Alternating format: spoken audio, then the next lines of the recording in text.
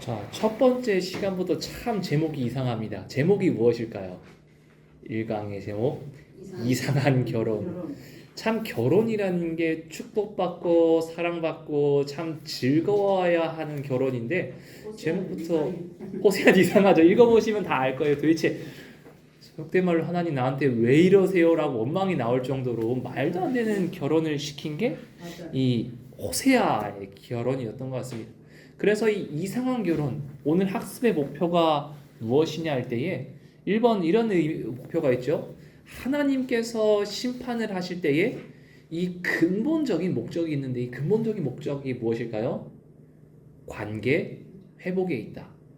단순히 이제 세상의 그 처벌과 하나님의 처벌이 다른 게 세상의 처벌은 그런 거죠. 판사가 처벌하는 거는 그냥 너는 벌을 받았어. 너는 죄를 지었으니까 벌을 받았어. 징벌의 의미로 끝나는 거지만 하나님께서 처벌하시는 거는 너가 잘못했어. 그런데 너가 처벌을 받아야 되지만 처벌을 받는 이유는 나와의 관계 회복을 위한 것이야 라는 이 1단계가 더 들어가 있다는 거죠. 그렇기 때문에 판사의 처벌과 하나님의 처벌의 근본적인 목적은 다르다. 관계 회복에 있다. 즉 심판에도 분명한 이유가 있다는 사실을 우리에게 들려준다는 겁니다. 두 번째로는 오늘 1장 읽어보았을 때 인상 깊은 장면이 뭐 있지 않았나요? 이름을 짓는 장면이 나오죠. 하나님께서 주신 이름에는 의미가 있다는 것. 그런데 오늘 읽었을 때 처음에 의미가 별로 안 좋았죠. 의미가 좋지 않았는데 왜 그런 의미를 주셨을까 함께 고민해보는 시간을 가지려고 합니다. 그래서 첫 번째로는 저희가 복습 시간을 들어가려고 하는데요. 우리 김영미 집사님 우리 1번 문제 한번 읽어주시겠습니다. 호세아서의 주요 메시지들의 기억나는 대로 적어주십시오. 네, 집사님이 읽으신 김에 혹시 기억나는 메시지가 있으실까요? 이건 어떻게 보면 제가 지난 오리엔테이션 시간 동안 한 건데 자연스럽게 한번 이야기해 보시죠. 혹시 호세아의 주요 메시지 기억나는 게? 저 순종. 순종이 있었죠. 그리고 그러면 세로로 쓸까요? 신집사님 혹시 생각나는 메시지 혹시 있으셨을까요? 끝에서는 하나님의 사랑. 하나님의 사랑, 그렇죠. 하나님의 사랑. 공사님 혹시 또 생각나는 게? 호세아를 통한 하나님의 계획. 계획. 그리고 제가 이거를 아마 섭리라고 썼긴 했을 거예요. 자, 그래서 이 모든 것을 제가 한번 정리를 한번 해보려고 하는데 제가 정리를 하는 걸 좋아하잖아요. 1번 보면 혹시 이 단어가 기억나시나요? 언약을 위해서 징벌을 내렸다. 사실은 그런 거죠. 여기 다 부모님이시니까 알 거예요. 내가 애를 안 사랑하면 혼을 내요, 안 내요? 혼내죠. 안 사랑하면 안 혼내죠. 안 사랑하면. 사랑하면 혼내죠. 언약. 사랑하니까 약속을 맺었다는 겁니다. 즉 하나님과 이스라엘의 관계는 자녀와도 같고 오늘 말씀에 따르자면 부부의 관계이기도 하니까 부부니까 싸우잖아요. 사랑하니까. 하나님과 이스라엘의 관계를 표현하는 단어가 언약입니다. 그리고 이제 근데 그 관계가 어떠하다 했을까요? 위기에 처한 관계. 사실은 우리의 가정처럼 평안하면 가끔씩 부부싸움을 해도 넘어가잖아요. 근데 이 호세아와 이스라엘과 하나님의 관계는 어떤 느낌일까요? 언제 이혼을 해도 전혀 이상하지 않을 상태. 심지어 호세아가 고발을 해도 무방할 상태. 한마디로 위기에 처해 있는 상태가 하나님과 이스라엘의 관계였다는 겁니다. 특히 어떤 모습을 보여줬을까요? 이제 호세아의 결혼을 봤을 때 배신, 그리고 원망, 그리고 부끄러움의 관계가 아주 많이 보여지고 있는 특징이 있었습니다. 그리고 이제 제가 오리엔테이션 때 이 이야기도 했었는데 북이스라엘은 기억이 안 나나요? 한 열심히 듣고 그날 들은 지가 며칠 됐지 벌써. 며칠 한 일주일 정도 안 됐을 텐데. 오자마자 가지고. 그쵸. 자, 제가 그때 우리의 상식과 우리가 알고 있는 건 조금 다른 얘기 했었을 텐데 북이스라엘 애들은 하나님께 예배를 드렸냐고 했을까요? 안 드렸을까요? 안 드렸다고 했을까요? 제가 안 드린 것 같은 형식적인. 네, 형식적인 드리긴 드렸다는 거죠. 어쨌든 간에 이제 형식적인 종교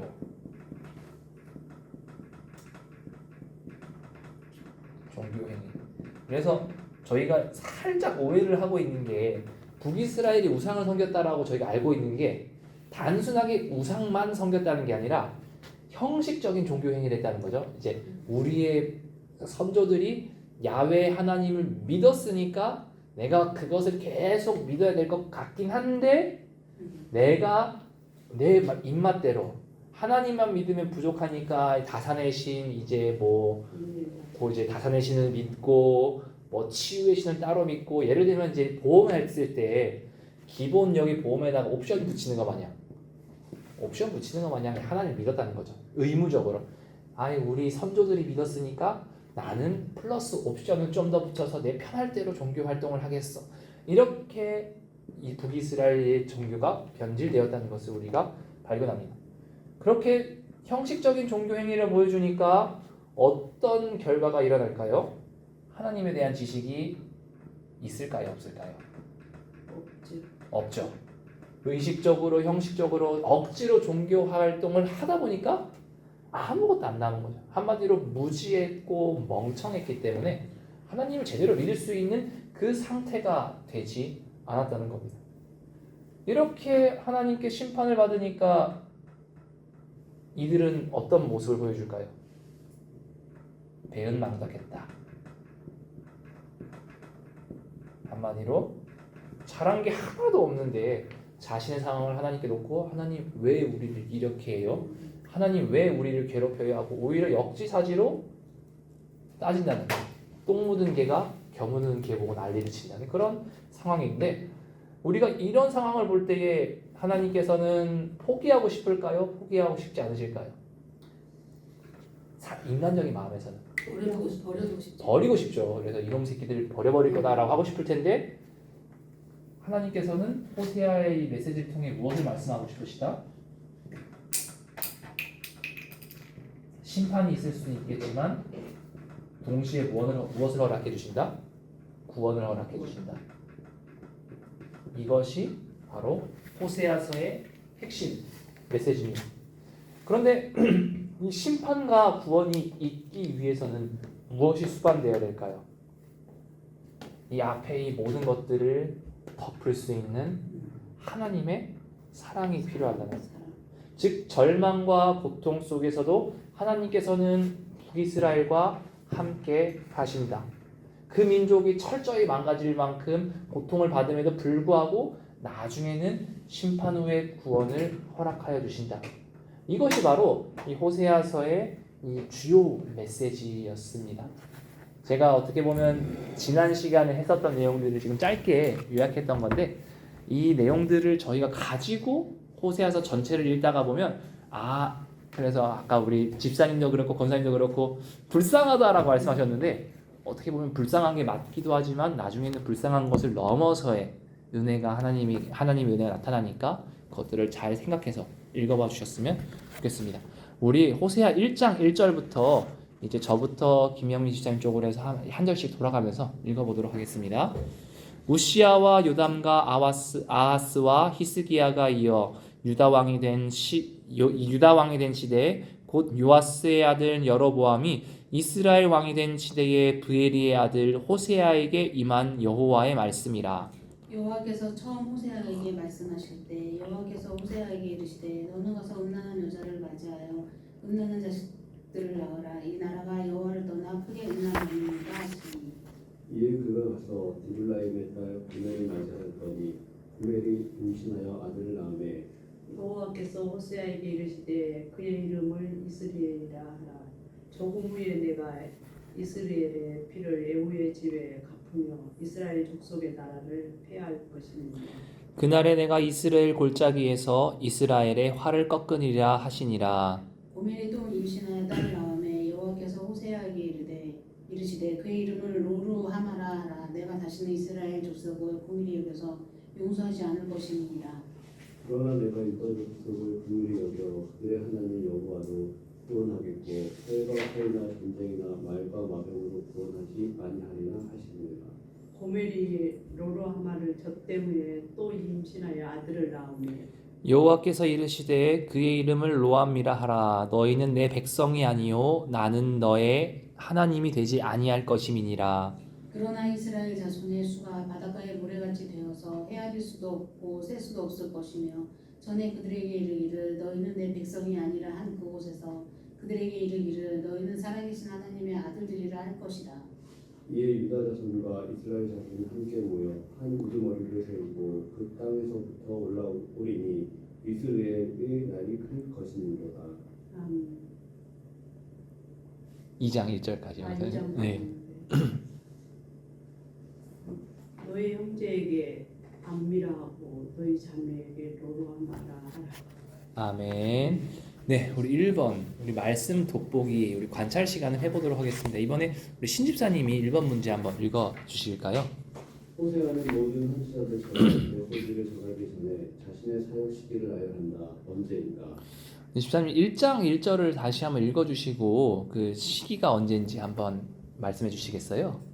우시아와 요담과 아하스와 히스기야가 이어 유대 왕이 된 시대 그 요아스의 아들 여로보암이 이스라엘 왕이 된 시대에 부엘의 아들 호세아에게 있는 여호와의 말씀이니라. 네, 집사님 그 말씀을 통해 보았을 때 시기가 어떻다라고 이야기하고 있나요? 그냥 말씀해 있는 대로만 말씀해 주시면 될까요? 우시아와 요담과 아하스와 히스기야가 이어 유다 왕이 되신 시대 네. 네. 그리고 요아스의 아들 여로보암이 이스라엘 왕이 된 시대. 네, 자 제가 일부러 보기 편하라고 이번 차트를 가지고 왔어요. 자 먼저 우시아와 요담과 아하스 막 이 부분이 지금 어딘지 한번 체크를 해볼까요? 그래야 체크를 해야 눈에 보기 편할 것 같아서 가운데쯤 밑에 파란색 부분에 보면 있어요. 어느 부분일까요? 한번 체크를 해보시면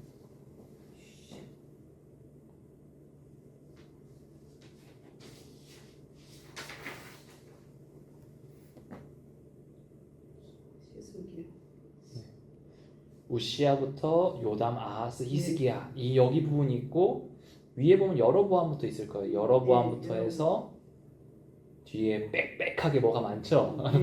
이게 제가 지난 시간 오리엔테이션 때 말했던 여로보암 이후에는 왕이 시도 때도 없이 바뀌어서 이렇게 빽빽하게 지금 있는 이유가 그겁니다. 자 그래서 한번 보면 이런 느낌이죠. 호세아는 이제 말씀을 보면 이제 자신이 남왕국에서는 우시아, 요담, 아하스 그리고 히스기야가 통치했던 시대라고 하니까 생각외로 그 긴 시간 동안 4명의 왕만 있었던 거잖아요. 그렇게 이제 남왕국 시대는 이렇게 되어 있다라고 이야기하고 있고 북왕국에서는 정확하게 말하면 여로보암 2세. 그래서 여로보암이 보면 초대 왕도 여로보암인데 그 이후에 있는 여로보암이 여로보암 2세. 여로보암 2세 때부터 시작하여서 멸망 때까지 쭉 사역했다라는 것을 보는데 사실은 이렇게 겹치는 게 보면 완전히 똑같이 겹치진 않죠.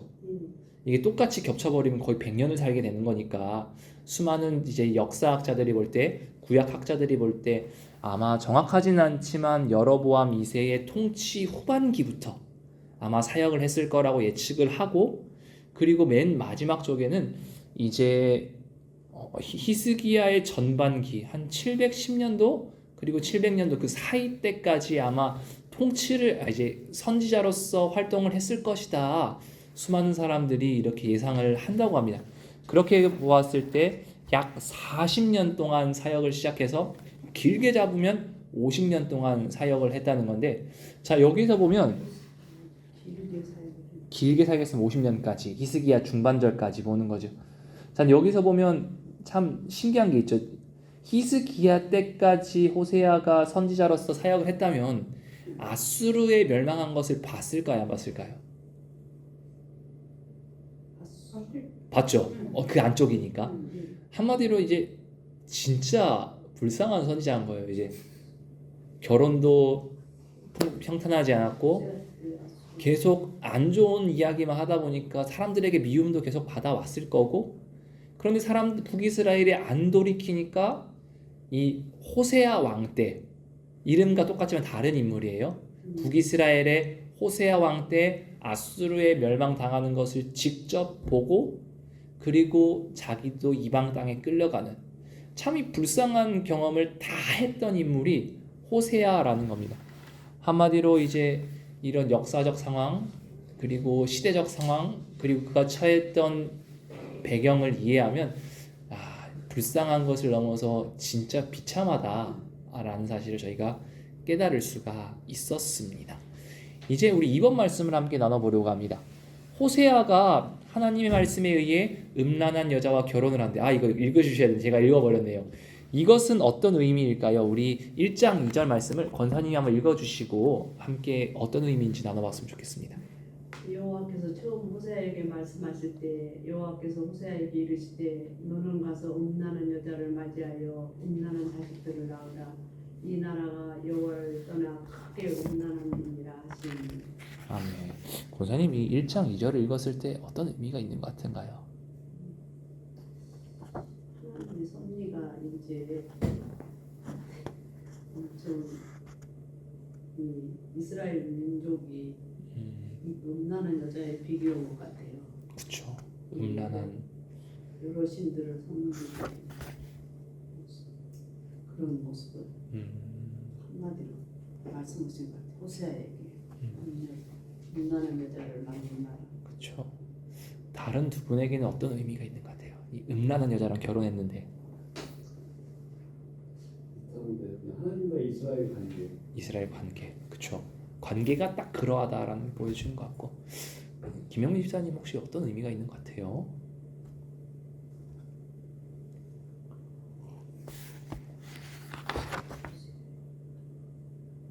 저는 뭐 그 의미는 둘째치고 내가 읽었을 때 야구인 것 같은 그렇게 그럴 수도 있겠다. 그런 느낌을 받아가지고. 그렇죠. 사실은 저희가 성경을 알고 봤을 때는 이게 하나님과의 관계다라고 생각할 수 있겠지만 당장 호세 입장에서는 장난쳐? 나한테 왜 이러시지? 그렇지, 김영규 집사님처럼 받아들일 수도 있겠다라는 생각이 들어요. 그렇지만 저는 성경 공부 시간이니까 저는 말씀을 중심으로 가져와 봤어요. 1장 2절 말씀에 보면 이렇게 나와요. 후반절에 보면 이렇게 고백하시더라고요. 이 나라가 여호와를 떠나 크게 음란함이라. 한마디로 호세아와 음란한 여인의 결혼은 어떤 관계이다? 하나님과 이스라엘의 관계를 보여주는 단편적인 예이다 라는 겁니다. 결과적으로 호세아와 이 음녀 고멜의 결혼은 단순히 호세아 선지자 개인의 비극을 보여주는 것으로 끝나지 않는다는 겁니다. 즉 이제 아까 우리 집사님이 잘 짚어주신 것 같아요. 호세아가 이제 왜 나에게 이런 결혼을 허락하여 주셨냐요? 이제 원망할 수도 있는 관계가 하나님과 이스라엘의 관계인 거고, 그리고 음녀가 호세아에게 계속적으로 이제 배신하고 원망하고 계속 뒤통수를 치는 행위가 이스라엘 민족이 보여주는 하나님에게 대한 그런 행위였다는 거죠. 그래서 호세아가 보여준 행위도 하나님과의 관계고, 이 고멜이 보여주는 관계도 하나님과의 관계라는 것을 우리가 입체적으로 바라볼 수 있다는 겁니다. 그래서 이제 맨 마지막 줄에 보면 이렇게 이야기하고 있지요. 호세아가 음란한 여인과 결혼한 이후 많은 선지자들이 이스라엘을 여호와의 음탕한 아내로 묘사한 일이 일반화되었다는 거죠. 그 전까지는 이게 일반화되어 있는 게 아니었는데 호세아의 결혼을 통해서 이게 진짜 하나님께서 바라보셨던 북이스라엘의 모습이구나, 남유다의 모습이구나 인지하게 되고, 이런 나쁜 짓을 할 때마다 사람들이 음탕한 여인과 결혼한 음탕한 아내로 묘사한 일들이 굉장히 많아졌다라는 겁니다. 이제 3번, 호세아 새 아이의 이름과 의미가 무엇인지 1장 4절 6절 9절 이렇게 있는데 다 한 분이 다 하시면 힘드니까 김영희 집사님부터 한 절씩 읽어보면서 그 이름과 의미가 무엇인지 한번 찾아보겠습니다. 여호와께서 호세아에게 이르시되 그의 이름을 이스라엘이라 하라. 조공에 내가 이스라엘의 피를 이후의 집에 갚으며 이스라엘 자손이 나를 살할 것이니라. 밑에 팁을 보면서 바로 설명하는 게 나을 것 같아요. 집사님 이게 4절을 읽었을 때 이스라엘의 뜻이 무엇인 것 같아요?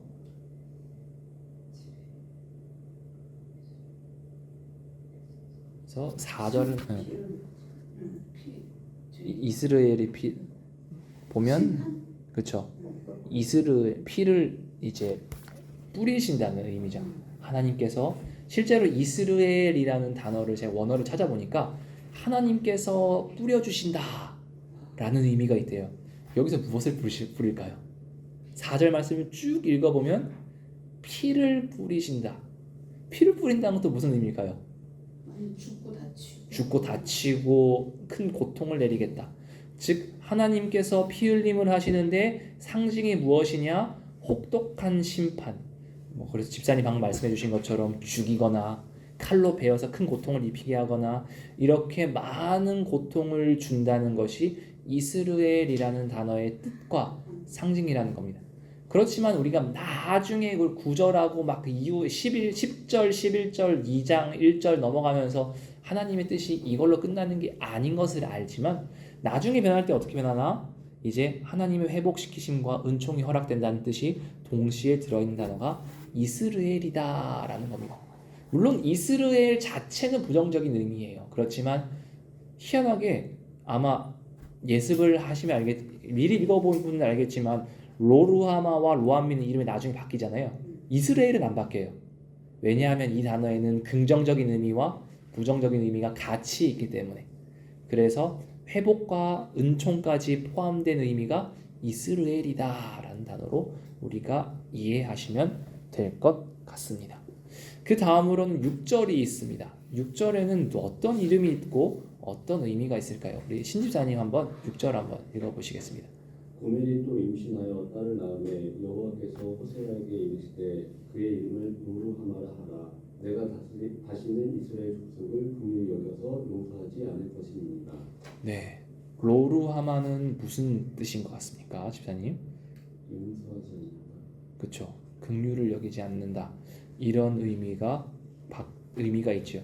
그래서 용서해주지 않고 긍휼히 여김을 받지 않는다라고 하면 이 팁 박스에 보면 사랑받지 못할 자다라고 이렇게 표현을 하고 있습니다. 그렇다면 긍휼을 받지 못하고 용서를 받지 못하고 사랑을 받지 못한다 하면 누구한테 받지 못한다는 거지요? 맞죠? 이 민족은 하나님께 긍휼과 용서와 사랑을 받지 못하는 관계이다. 더 이상 사랑하는 관계가 아님을 강조하는 것이 로루하마라는 이름의 뜻입니다. 우리 다음으로는 이제 우리 9절 말씀을 우리 권사님께서 한번 읽어주시고 이름과 뜻을 한번 설명해 주시기 바랍니다. 여호와께서 이르시되 그의 이름을 로암이라 하라. 너희는 내 백성이 아니요 나는 너희 하나님이 되지 아니할 것입니다. 네, 권사님 이름이 뭐가 있죠? 여기서는 내 백성이 아니라. 그렇죠. 로암이라는 이름은 내 백성이 아니고 너와 관계를 하지 않겠다.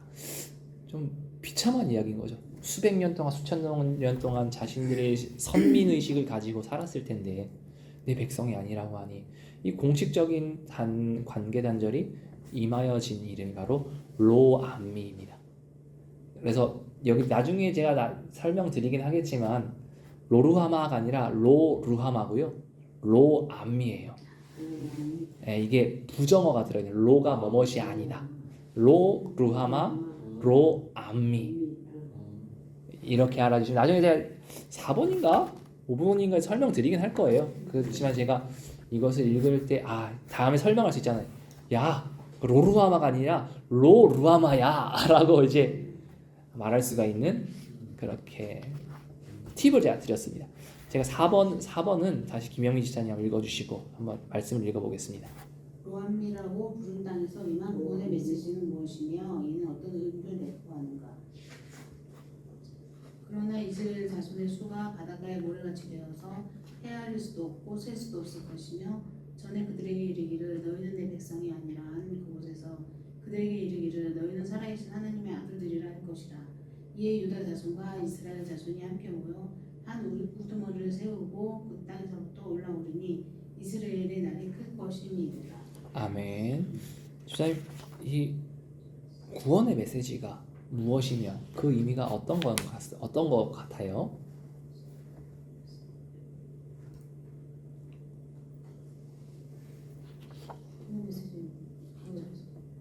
우리가 자손의 수를 번창시키신다는. 그렇죠. 일단은 화가 나서 화를 내셨지만 결국은 용서해 주시는 하나님. 말씀대로 쭉 보면 이런 느낌인 것 같아요. 10절 한번 저희 같이 다시 읽어보겠습니다. 10절 시작. 그러나 이스라엘 자손의 수가 바다의 모래같이 되어서 헤아릴 수도 없고 셀 수도 없을 것이며 전에 그들에게 이르기를 너희는 내 백성이 아니라 한 그곳에서 그들에게 이르기를 너희는 살아계신 하나님의 아들들이라 할 것이라. 아멘. 첫 번째 구원의 메시지는 10절 전반절에 이렇게 나와 있지요. 자손의 수가 바닷가의 모래같이 될 것이다. 너희가 잘못을 했고 징벌은 받긴 하지만 그래도 내가 너희를 축복하니까 바다의 모래같이 너희를 성장시켜 줄 거야 라는 회복을 명해 주셨고요. 그리고 10절 후반절에 보면 어떻게 이야기할까요? 이제 너희는 내 백성이 아니라 한 그곳에서 그들에게 이르기를 그렇죠. 너희는 살아계신 하나님의 아들들이라 할 것이라. 앞에서는 부모하고 똑같은 것 같아요. 그쵸. 저희 엄마도 그랬던 것 같아. 싸울 때 예, 침대 가라 이러면서 이제 니 그랬어도 또 용서하고 마지막에 그래 너 내 아들 해라 라고 한 것이 이 하나님 마음이고 그렇죠. 끝까지 못 버려 하나님. 이 구원의 메시지의 의미가 이제 10절에 나왔던 거고요. 11절에도 계속해서 나와 있습니다. 우리 11절에 또 같이 읽어보겠습니다. 이에 유다 자손과 이스라엘 자손이 함께 모여 한 우두머리를 세우고 그 땅에서부터 올라오리니 이스라엘의 날이 클 것임이니라. 아멘. 그렇죠. 이제 회복시켜 주셔서 자손이 함께 모이고, 그리고 제가 앞에 말씀드렸던 것처럼 이스라엘의 이름이 긍정적으로 바뀌게 된 거죠. 즉 하나님과 이스라엘의 관계가 다시 회복될 것이다. 우리 권사님 말씀해 주신 것처럼 엄마 같아요. 아빠 같고. 아빠보다는 엄마 같아요. 아빠들은 그냥 무덤덤해서 넘어가 버리는데 엄마들은 이제 한바탕 싸우고 난리가 나도 그래 끌어안고 그래 네가 이런 거 보면 참 하나님 속이 참 넓으시다. 속이 터져 죽을 것 같은데 어떻게 받아들이나. 인간으로 할 수 없는 것들을 해주시는 것 같다라는 것 같습니다. 그래서 이 내용을 제가 1번, 2번, 3번 우리 팁을 보고 조금 이제 한번 정리를 해보려고 하는데 팁 1번 밑에 있는 팁에 가로 1번을 한번 읽어보겠습니다. 이제 4번 밑에 보면 팁 있죠? 거기 이제 밑에 보면 가로 1, 2, 3이 있는데 가로 1번을 함께 읽어보겠습니다. 시작. 이스라엘과 하나님의 관계가 다시 회복되었다. 자, 근데 회복하기 위해서 어떻게 하신다 그랬죠? 분명하게 징계가 우선 따른다는 거. 징계 후에 회복을 하신다는 겁니다. 근데 여러분들께 여쭤볼게요. 징계를 왜 하실까요? 알아야 되니까. 알아야 되니까. 권사님은 왜 징계를 하셔야 된다고 생각하세요? 징계 우리가 자녀를 야단하듯이 잘 모르고 저질 죄를 지을 수도 있고 그럴 때 그렇게 깨닫게 하느라고. 신집사님은 왜 징계를? 비슷한 생각인 것 같아요. 비슷한. 저는 하나님의 생각에서 좀 생각해봤어요. 징계를 하더라도 북이스라엘 왜 철저히 박살내셨을까? 그 새술은 새부대에 담으라는 말씀이 있잖아요. 그래서 새술은 새부대로 하면 납득이 안 되면 이렇게 해보죠. 권사님이랑 집사님이 김장김치를 담았는데 그 작년에 김장에서 비어있는 고춧가루랑 그 신 김치물이 잔뜩 있는 거기에 김치를 넣으면 쉬워지죠. 네, 새술은 새부대가 아니라 새김치는 새김치통에 담아라. 이게 한국식에 맞는 표현이 아닌가. 저는 그 의미로 이스라엘을 철저히 박살내지 않았나 저는 그렇게 생각해 봤어요. 그 네. 포도주 네. 그런 거잖아요. 그 통이 그런데 견학해 보면 정말 어느 곳에 담으면 터지고 왜냐하면 발효를 하기 때문에 가죽이 찢어져 버리고 예, 터질 수밖에. 이제 그쪽의 문화를 이제 말하니까 그래도 우리나라도 정말 김치를 해. 제일 쉽게 납득될 것 같아요. 그래서 예. 이제 그 가죽 푸대를 안 본 사람들은 새수를 새 푸대에 왜 담으라는 거지 납득이 안 되겠지만 새김치를 새 김치통에 담아라가 제일 이해가 되지 않을까. 다 받았네. 네. 우리 2번 한번 같이 읽어보겠습니다. 시작. 살아계신 하나님이란 표현은 이스라엘과 이방 나라들 사이에 군사적인 갈등이 있을 때 사용된다. 즉 전쟁과 연관된 표현이다. 제가 아마 신집사님한테는 말씀 안 드렸던 것 같은데 저희가 우리 1학기 때 성경 공부할 때 제가 몇 번 말씀드렸던 것 같은데 이 고대 근동에서 신의 존재는 어떤 존재라고 했죠? 나라와 나라가 싸울 때 신과 신의 전쟁이다라고 제가 몇 번 말씀드렸던 것 같아요. 그래서 전쟁에서 싸워서 이기는 신이 더 센 신이다라는 것을 의미하는 겁니다. 그래서 이제 호세아에게 말하는 거죠. 나는 죽어 있는 신이 아니다. 살아있는 신이다. 지금 당장 너는 고통받을 수 있겠지만 내가 살아있는 신이기 때문에 나중에 세워주겠다라는 언약을 말해주는 것이 이 하나님께서 살아계시다라는 것을 설명하고 있다는 겁니다. 그리고 마지막 3번 같이 읽어보겠습니다. 살아계신 하나님은 생명과 생기를 주시는 분이시다. 아멘. 자, 이 말씀이 참 신기한 것 같은 게 불교와 기독교의 큰 차이점이 무엇일까요? 신이라고 믿는 존재가 어떨까요? 불교와 기독교의 차이. 불교는 사람이고 그렇죠? 우리는 이거를 신이고. 좀 더 다르게 생각하면 사람은 죽은 존재고 하나님은 살아있는 존재. 그리고 창조를 이야기할 때 기독교의 창조만 좀 유일하게 말해요. 무에서 유를 창조. 그렇기 때문에 살아계신 하나님은 어떤 분이시다? 생명과 생기를 회복하여 주시는 분이다. 그렇기 때문에 북이스라엘에게 징계와 징벌을 주시긴 하지만 그 징벌이 끝난 이후에 무엇을 주신다? 회복과 생명과 생기를 주신다. 이 의미가 담겨 있었던 겁니다. 자, 이번에 5번은 신집사님 차례죠? 5번은 이제 신집사님이 한번 읽어주시고 11절과 2장 1절을 한번 이제 봉독해 주시겠습니다. 아이들의 이름의 반전은 하나님의 궁극적으로 이루시고자 하는 것을 보여준다. 그것은 무엇인가? 네, 1장 11절과 2장 1절을 한번 읽어보시고 어떻게 변했는지 한번 이름이 어떻게 변했는지만 한번 설명해 주실까요? 읽어보시고. 이에 유다 자손과 이스라엘 자손이 함께 모여 한 기업을 세우고 그 땅에서부터 올라오니 이스라엘의 날이 펼쳐지니로다. 너희 형제에게는 암미라 하고 너희 자매에게는 루하마라 하라.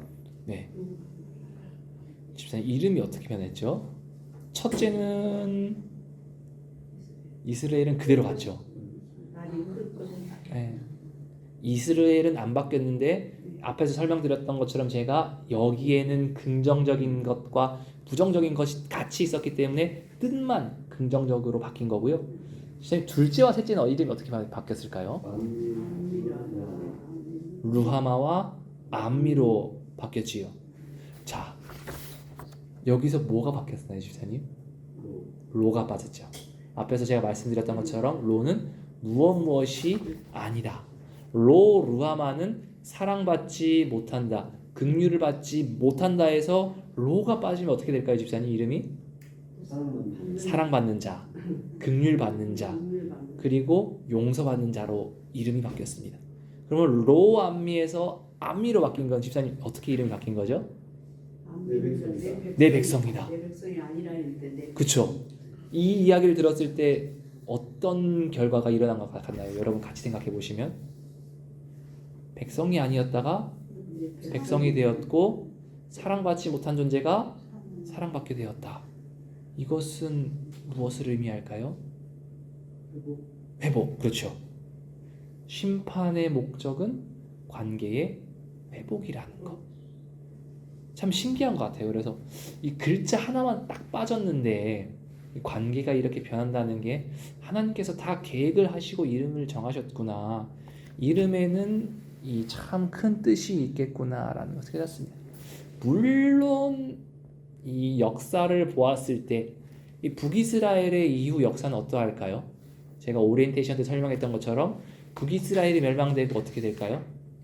남자들은 다 이방으로 쫓겨나고 여자들은 그 빈 공간을 채운 이방 남자들과 결혼을 하며 완전 풍비박산이 납니다.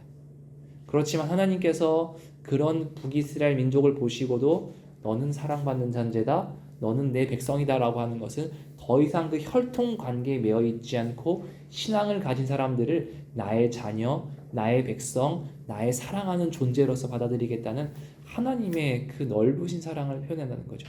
즉 더 이상 혈통에 머무르지 않고 전 세계를 사랑하여 주시는 하나님의 은혜가, 하나님의 관계 회복이 이 북이스라엘의 고통을 통해서 드러나는 것을 우리가 바라볼 수가 있었습니다.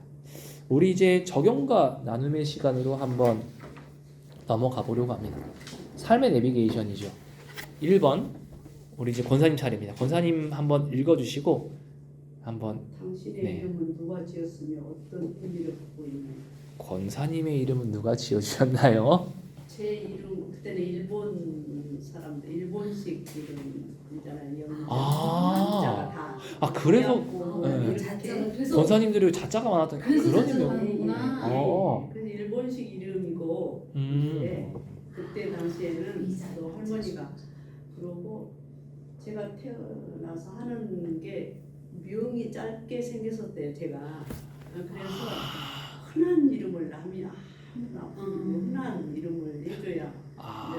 네, 옛날에는 귀한 사람 뭐 개똥이 뭐 이렇게 그쵸. 귀하게 오면은 명이 짧다고 그래가지고 누구나 쉽게 부를 수 있는 이름을 그냥 우리 할머니가 지어주셨대요. 이제 일본식이기도 하지만 가장 흔한 이름. 그냥 정말 흔해요. 얼마나 영작은 많아요. 그래서 제가 노는 게 빨리 이렇게 뭐 장판 이런데 떠들고 들어가서 이렇게 놀고 그랬대요. 수명이 짧대요. 그럼 장판을 뜯고 그렇게 어디를 그렇게 들어가는 걸 좋아하고 제가 그랬대요. 그래서 할머니가 이게 아무래도 오래 못 살 것 같다고 막 근데 지금까지 살자. 그렇죠. 그러니까 의미가 없는 이름을 지은 게 의미가 있는 거네요, 이게. 예, 그랬어요. 크게 무슨 의미를 두고 그전에는 아들들은 이제 내림 있잖아요. 돌림자가 있으니까. 예, 그걸로 오지만 딸들은 그냥 제 의미를 막 크게 두고 지금. 그렇죠. 이제 제 차례거든요. 제 이름은 엄마가 지어줬어요. 근데 저도 이름에 의미가 어려워. 이름에 의미가 없는 게 이게 어려워 근데. 아니 제 당시 이름 한참 지었을 때가 한글 이름이 유행했대요. 영롱하라고 그래서 영롱이라고 했나? 진짜 의미도 없어요. 그런데 한글 이름을 짓고 싶은데 마땅히 한글 이름이 생각이 안 나죠. 그래서 이름 뭐 짓지 하다가 TV에 영롱이란 단어 가지고 영롱 한데 그게 한자가 있는 거예요. 근데 영롱이란 단어 한자가 있어요. 근데 자기는 끝까지 한글 이름 짓겠다는 이유로 한자가 있지만 한글 이름을 지어놔서 제 주민번호를 보면 한글로 영롱이 돼 있거든요. 그 한자 이름은 없으세요? 네, 없어요. 그래서 우리 때는 한자가 없으면 못 올렸어요. 네, 진짜요? 예. 다 한자로 올렸죠. 그래서 저는 한글 이름이거든요. 그래서 아무 의미 없이 TV에 영롱이라는 단어가 나와서 입에 착 감는다는 의미로 그렇게 이름을 지어서 만들어요. 그래서 엄마 내 이름이 뭐야? 하니까 이름은 별로 의미 없어. 그냥 TV에 나와서 지었다고.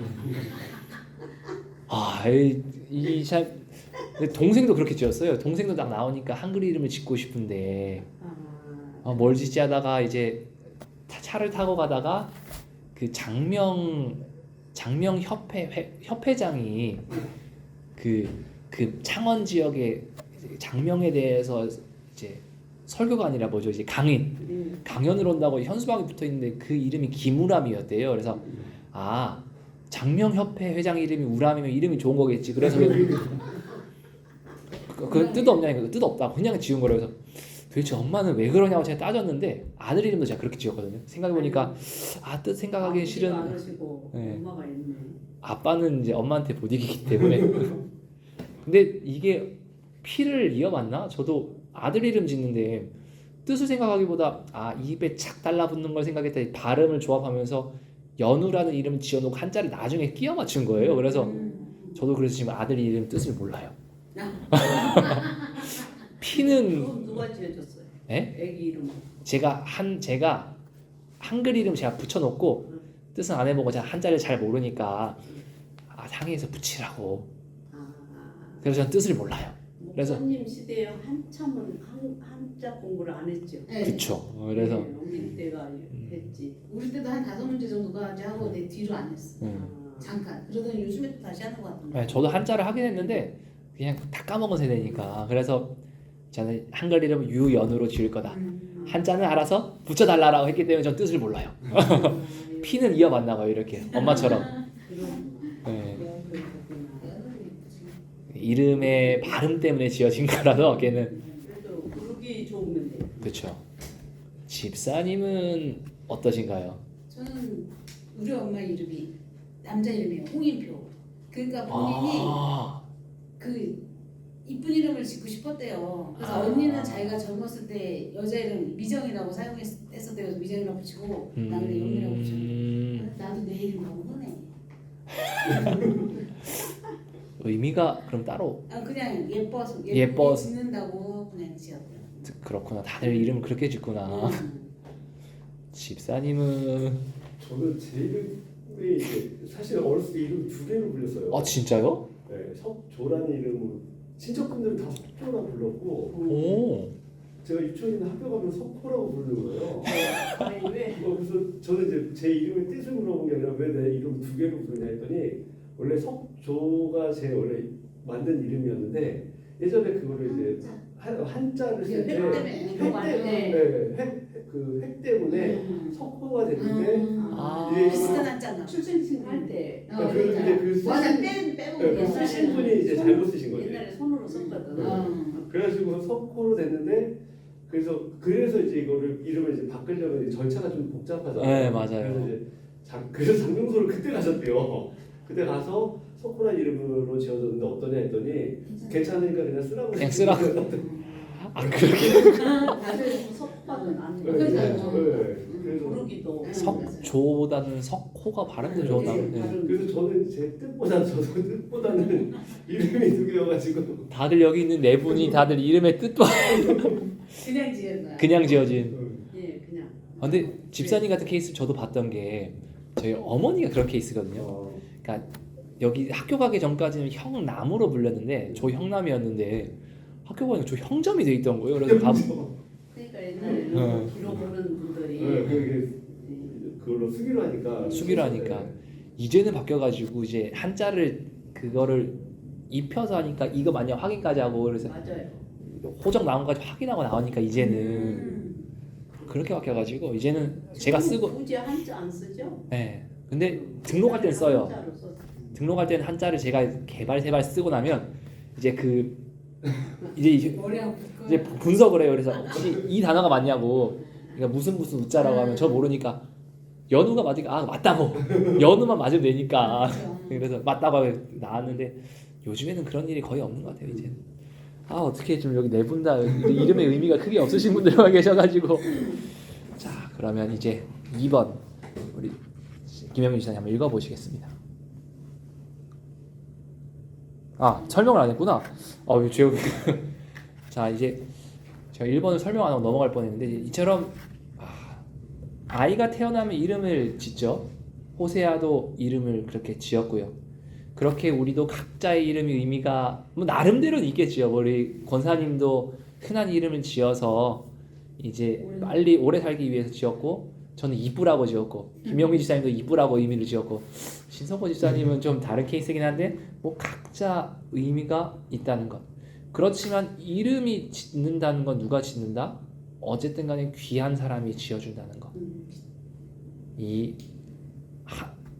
호세아는 하나님의 입장에서 있는 거니까 하나님께서 이름을 불러준다, 이름을 지어준다. 이 말은 즉슨 내가 너희를 귀하게 여겨준다라는 의미가 있습니다. 그래서 우리가 이런 의미가 있다는 것은 나름대로 하나님께서 나에게 이런 귀한 의미를 주시구나, 이런 것을 알려주는 겁니다. 우리 2번 김영희 지사님이 한번 읽어주시겠습니다. 호세아는 하나님의 특별한 사명을 위해 고멜과 결혼해야 했다. 만일 당신에게 고멜과 같은 배우자와 결혼하라고 명령하신다면 당신은 어떻게 반응하겠는가? 2번, 지사님 3번, 2번이요. 선지서의 하나님은 설수하는 책이 다른가 보다. 2번 했어요. 그 2번이에요. 제가 옛날 판을 샀나 내가? 자, 그러면 다시 한번 읽어주시겠어요? 우리는 똑같아. 호세아는 하나님의 특별한 사명이 이건데. 맞나 보다. 네. 지사님은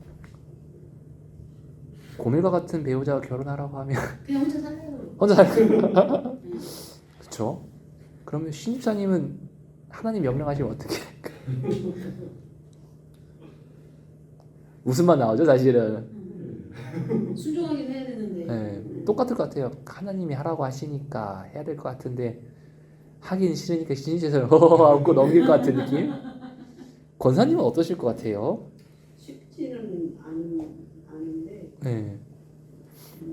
어쨌든 하나님의 말씀인 순종을 해야 되겠죠. 와, 3가지 경우 다 나왔네요. 혼자 살래요? 네. 허허하고 잠시 보류하고 있고, 그래도 지킨다는. 우리 보면 신앙이 이게 느낌이 다 달라요. 그래서 보면 2가지 경우, 3가지 경우겠죠. 안 한다, 버틴다, 한다. 순종한다. 근데 하나님께서 결국 말씀하시고 싶은 건 그런 거죠. 버텨서 좀 해라. 하나님의 마음 진짜 화병 날 것 같지만 너희가 하나님의 뜻대로 살아가야 돼. 이것을 알려주기 위해서 우리에게 버티고 결혼해라 라고 이야기하는 것 같습니다. 즉 호세아와 고멜의 결혼은 이스라엘과 하나님의 관계를 위한 예로 보이기 위해 말씀하신 거기 때문에 이 결혼을 해야 된다는 것. 그렇지만 지금 공통적으로 하나 인식하고 있는 것은 결혼을 하게 되면 쉬울까요? 어려울까요?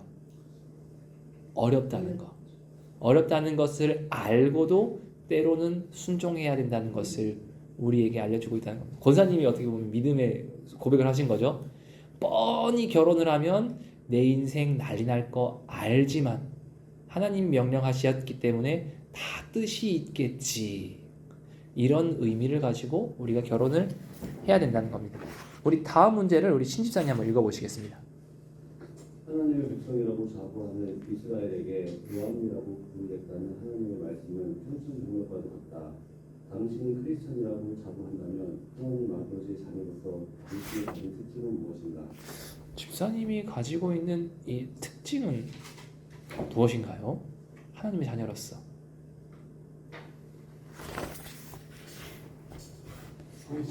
성실함. 그렇죠. 성실함 중요하죠.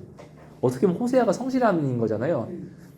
죽으라고 하기 싫은 거 하나님께서 시키셨는데 하나님이 하시라고 하니까 집사님 말씀하신 거죠. 성실하게 그냥 끝까지 결혼을 버텨 나가는 모습을 보여주는데 집사님의 성실함 아주 중요한 겁니다. 권사님은 혹시 하나님 아버지의 자녀로서 당신이 가진 특징이 무엇인 것 같아요? 저는요. 책임감. 좋죠. 책임감 중요하죠. 막말로 이제 호세아가 속된 말로 빠기 친다고 내가 이 결혼을 어떻게 이어갑니까? 책임 못 져고 호세아가 먼저 도망가 버리면 안 되는 거잖아요. 권사님 말씀하신 것처럼 권사님이 이런 말씀을 받으시려면 책임감으로 끝까지 지켜나가는 거 아주 중요한 특징인 것 같습니다. 마지막으로 집사님은 하나님의 자녀로서 이 어떤 특징을 가지고 있는 것 같아요? 순종은 하긴 해요. 지금 안 하겠다 했지만 안 한다고 버티다가 하긴 해요. 그게 특징이에요. 일단 개겨봐. 하나님 이렇게 안 하고 다른 방법 없을까요? 이렇게. 세대 차이를 느끼는 것 같아요. 네. 집사님 뭐 얘기하고.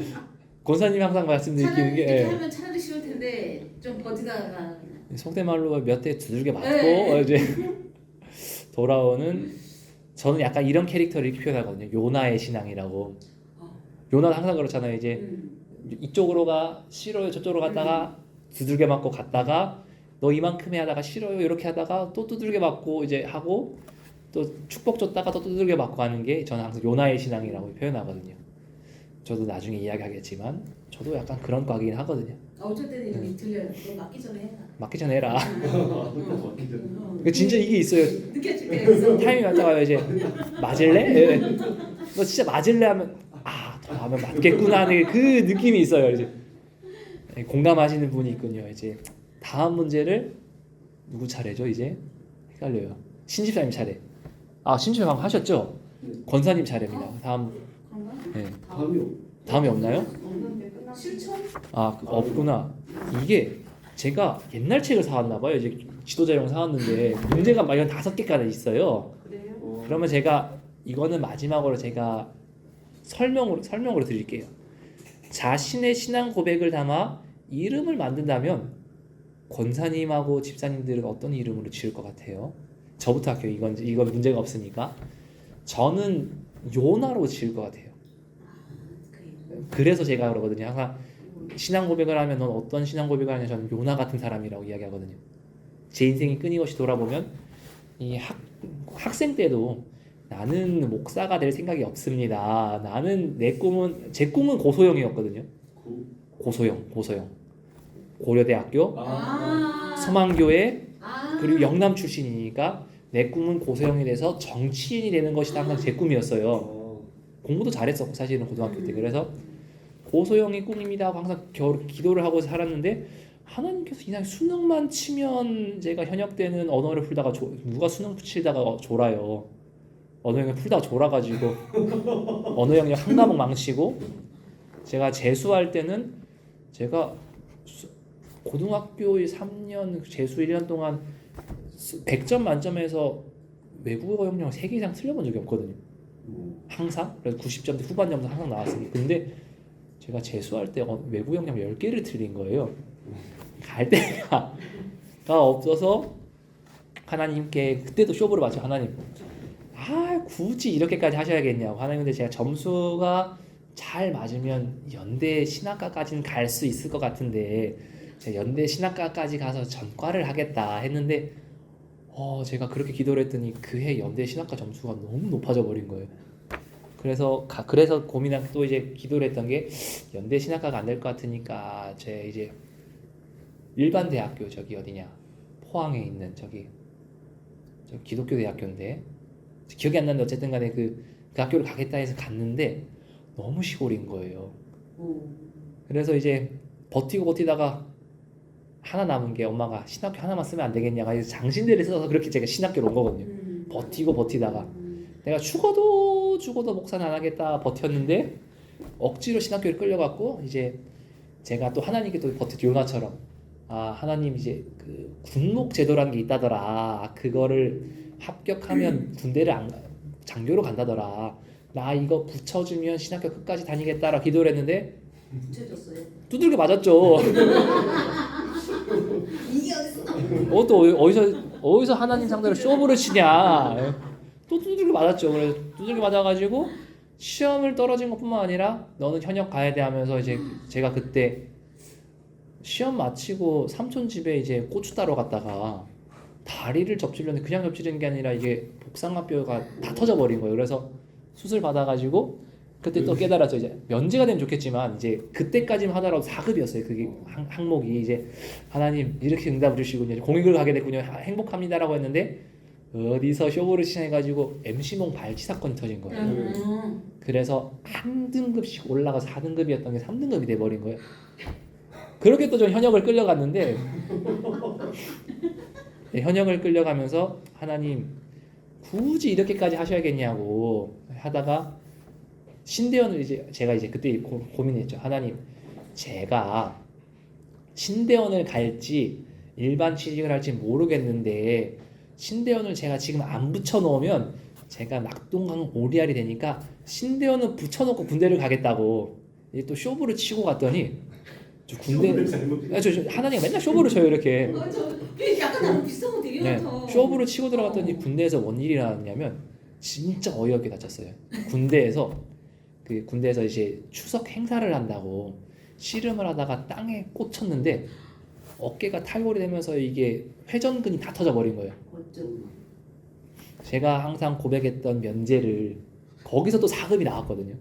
4급을 받으면 전역을 할 수 있는데 이제 이 머리가 비상한 사람이다 보니까 이 의가사자대는 불명예 제대잖아요. 집사님 남자들은 알잖아요. 불명예 제대하면 나중에 취직을 하거나 할 때 안 좋다 그러 해서 그때도 쇼를 하죠. 하나님 제가 좀 나가서 편하게 살아야 될 것 같은데 이제 길을 좀 열어주시면 안 되겠냐 했더니 그렇게 쇼부를 쳤더니 어깨를 박살내 놓으시고 신대원을 가라 라고 하셔서 저는 어깨를 박살낸 다음에 신대원을 왔었거든요. 계속 이런 식의 연속이었어요. 이렇게 또 이제 하나님의 계획이 있으신데 계획이 있어가지고 처음에 제가 원하는 교회를 가려고 했는데 또 그걸 틀어놓으시고 그리고 그 교회에서 4년 동안 잘 있다가 갑자기 하나님 저 여기서 만족하는 제 계획이 있어요. 여기서 목사 안수를 받고 2,000명 교회니까 여기서 교구 목사를 하다가 저는 40대 초반에 담임 목사를 나가고 이런 계획을 짰는데 어디서 네 멋대로 거기서 갑자기 말도 안 되는 이유로 정리해고를 당했거든요. 너는 아직 미혼이지 않냐? 올해까지 결혼을 못할 거면 나가라라고 해가지고 제가 그거를 8월 달에 듣고 급하게 교회를 듣고 나갔는데 또 그렇게 하나님 또 요나처럼 또 두들겨 맞고 나가고 또 다음 교회에서 만족해가지고 이제 열심히 살가면서 내부 승진 될 거다. 너 정도면 충분히 될 거다라고 하는데 하나님 이 정도 교회도 괜찮은 것 같다고.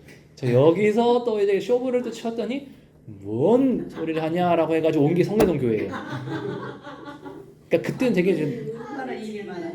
저는 그래서 요나같이 살아왔던 거예요. 계속 사실은 처음 와서 되게 하나님 원망스러웠던 거죠. 이제 다들 이제 오셔가지고 심지어 그 교회에서는 성인 티오가 났어서 교구 티오도 났었고 청년 티오도 났었는데 그 담임 목사님께서 너 왜 굳이 옮기려고 그래? 그냥 청소년 준전임 해라고 하니까 일종의 방출이었던 거죠. 너 준전임 하거나 나가라. 이제 그래서 성내동 교회로 왔거든요. 근데 처음 왔을 때 저도 되게 원망이 많았을 거 아니에요. 이제 2,000명 교회에 있다가 너무 작은 교회에서 처음에는 이제 하나님 나한테 왜 이러시나 또 원망을 하다가도 지금은 만족해가지고 처가 더 가깝고 좋고 우리 권사님 집사님도 좋고 이제 만족해 살고 있는데 또 언제 두들겨 치실까. 이제 3년째니까 제가 올해 만 3년이니까 슬슬 고민이 되거든요. 조만간 두들겨 치실 때가 됐는데 무서워요 사실은 지금. 저는 그래서 제 신앙 고백을 담아 이름을 짓는다. 전 요나로 지을 것 같아요. 오래 계세요. 그러니까 두들겨 맞아서 어딜 나가 앉아 있어라고 맞거나 틀어놓을 수도 있고. 너 어디서 그렇게 지금 이제 안주해가지고 그렇게 뭐 느긋해졌어 다른 데 가서 또 굴러라고 하면 또 말도 안 되게 나가는 게 되는 거고. 그러니까 이제 모르겠어요. 3년이 되니까 이제 슬슬 고민이 돼요. 고민된다는 게 어떻게 때리실까. 그치. 네. 내가 하는 게 아니니까. 내가 하는 게 아니니까. 우리 다른 분들은 이제 제가 이런 신앙 고백을 했는데 어떤 이름을 지으실 것 같아요? 저는 지혜롭고 싶어서. 솔로몬. 집사님 솔로몬 나중에 힘들지 힘은 말년이 그러니까 말년 보면 내가 그래서 막 찾아봤어요. 말년까지 좋은 사람. 말년이 좋은 거는 이삭이죠. 이삭? 말년 아니야 맞죠. 모세도 야곱. 말년이 좋다라고 해야 되나요? 전 모세도 말년이 좋다라고. 왜냐면 하나님이 그렇죠. 아빠는 말년만 엘리야도 괜찮고. 말년만 좋은 건 야곱이죠. 말년 좋은 거 한정을 하면 중간에 중간 사기 당하고 딸 아들 살인 저지르고 야곱은 말년만 좋죠. 그렇게 치면. 그러니까 그런 걸로 따지면은 이 되고 싶은 사람 없어. 근데 이제 그냥 지혜만 딱 띄워놓고 봤을 때는 지혜롭게 사는 것도 너무 중요한 것 같아서. 지혜로운 삶을 위해서. 지혜로운 삶 때문에. 집사님의 삶에서 많은 지혜가 필요했군요. 지혜 진짜 많이 필요해. 지혜가 필요해. 그러면 권사님이나 집사님 혹시 먼저 저는 이제 가끔씩 이제 가족들 만나러 가면 이제 외국 영어 이름을 지라고 하더라고요. 그래서 친구들을 이렇게 사귀게 되니까 그래서 그럼 성경 이름으로 한번 적어볼까라는 생각을 갖고 이렇게 파고 들어가진 않았는데 기드온이라는 그게 이렇게 약간은 이제 조금 자존감도 없고 또 이렇게 조금 두려움을 많이 그런 걸 갖고 있는 사람이었더라고요. 근데 그러니까 간략하게 봤어요. 그래서 이제 기도원이라는 사람에 대해서 한번 공부를 하고 그렇게 한번 접을까라는 생각을 하고 있었긴 했었어요. 근데 기도원 집사님 어울리는 기도원도 어떻게 보면 길게 끝까지 버텼던 사람이잖아요. 아, 어울리는데요, 집사님 기도원. 그 기도원에 대해서 공부를 좀 한번 해봐야겠다라고 생각하고 집사님께 딱 맞는 이름을 찾으셨네. 권사님은요? 저는 에스더가 좋아요. 그래서 어떤 의미에서 에스더가 좋으신 거예요, 권사님은? 그의 삶이 처음보다 나중이 좋았잖아요. 그쵸. 처음에는 정말 부모도 없이 그랬다가 존귀한 자가 돼서 나라를 구하는 그런 민족을 구하는 그런 것까지 가는 과정이 좋았어요. 그렇죠. 참 에스더도 보면 사실은 초반에 고아로 태어나서 그리고 물론 그 당시에는 그게 당연한 거로 치지만 왕비에 올라가기 위해서 자기가 일종의 상품이 돼가지고 테스트를 받는 거잖아요. 그러니까 유대인으로서는 갈 수 없는 테스트를 받아서 잘 받아서 올라갔는데 한동안 보면 왕이 한동안 안 찾아줬다고 말이 나오잖아요. 그래서 외로운 여인이었다가 사랑을 받고 민족을 구한 쉽지 않으면서도 대단한 여인이죠. 아주 좋은 이름인 것 같습니다. 참 그래서 각자의 이름이 이렇게 있을 거예요. 그래서 이 이름대로 내 이름 뭐 영롱 뭐 영자 영미 석호 이름 있지만 이 이름대로 성경의 이름대로 한번 살아보는 것도 괜찮은 것 같아요. 그래서 한 주간 이대로 살아보면서 한 주간도 승리하는 것도 참 주의 은혜가 아닌가 싶습니다. 이제 이로써 오늘 1강을 마무리하고요. 2주 과제에 대해서 이제 기도 후에 설명하도록 하겠습니다. 우리 집사님 기도해 주시고 마치도록 하겠습니다.